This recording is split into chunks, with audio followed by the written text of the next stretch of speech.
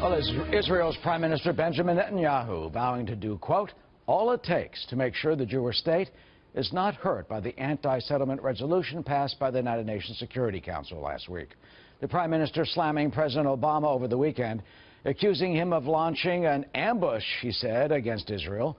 The U.S. breaking with long-standing past practices of vetoing such measures, this time in the waning days of the Obama administration, allowing the UN Security Council to pass that measure. I'm encouraged by the statements of our friends in the United States, Republicans and Democrats alike. They understand how reckless and destructive this UN resolution was. They understand that the Western Wall isn't occupied territory. So, what is next for the U.S.-Israeli relationship and the pursuit of peace with the Palestinians? Gillian Turner joins us, a former member of the National Security Staff under Presidents Bush and Obama, vice president of the Jones Group and a Fox News contributor. Gillian, good to see you. Let me first start with the breaking news this morning. David Keyes, the Prime Minister's spokesman, saying that they have, quote, ironclad information that the administration was behind this. White House denying it. Do you think we will eventually see that ironclad information, as he said, and do you believe it?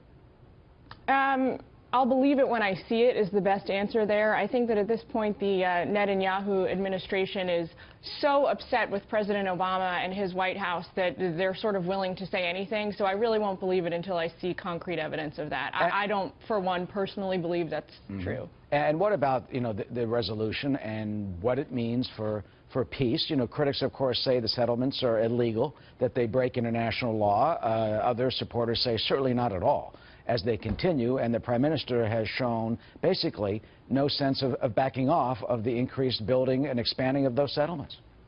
So, as you mentioned a moment ago, the UN abstention by the United States is unprecedented, but from a certain perspective, it's really not very surprising. The position of the Obama administration all along has always been that continued and unfettered expansion in the West Bank is anathema to a two-state solution for Israel and the Palestinians, and that it also undermines Israel's own long-term national security interests. So the fact that as a last move, as he's leaving office, he decided to take a really hard stance on this issue, it's not something that I found shocking. There's millions of Israelis there in Israel and around the world, by the way, that actually agree with President Obama on this. But others, say that they need that protection, that these are the 67 lines. As you know, Naftali Bennett, chairman of the Jewish Home Party, for example, and some of the more right-wing in the coalition, they say this is certainly legal. There's even that bill to try to get more private Palestinian land, kind of like eminent domain, and this will continue. Well, but again, those hardliners are the same people who really don't believe in the two-state solution. They believe that Israel should reign supreme in the region, and that's it. They don't really care about what happens to the millions of Palestinians who live there as well. So I'd, caution about that as well. Well, is that fair to say that they don't care? I mean, they have seen, they haven't seen peace, for decades. And David Friedman, who is the designated as the U.S. ambassador to Israel, is a big supporter of the settlements. He apparently raises money for those, as well as questioning the two-state solution, basically, against it.